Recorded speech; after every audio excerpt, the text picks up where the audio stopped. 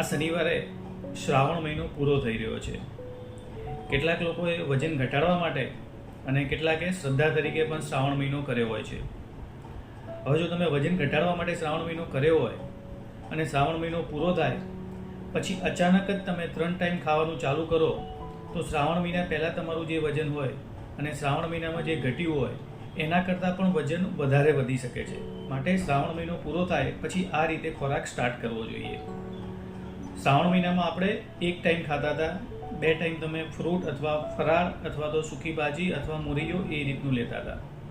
તો શ્રાવણ મહિનો પૂરો થાય પછી શરૂઆતના 10 દિવસ માટે સવારમાં તમે રૂટીન નાસ્તો લઈ લો, બપોરે લંચ તમે રોટલી શાક અથવા દાળ ભાત જે લેતા હોય લઈ લો, અને રાત્રે હજુ તમે અનાજ ના ચાલુ કરશો.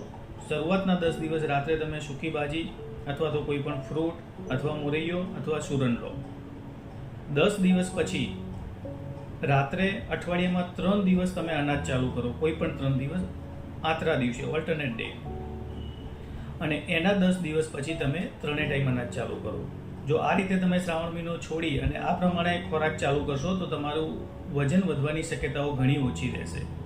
શ્રાવણ મહિનો પત્યા પછી અચાનક 3 ટાઈમ ખાવાથી વજન વધવાની શક્યતાઓ ઘણી વધારે હોય છે.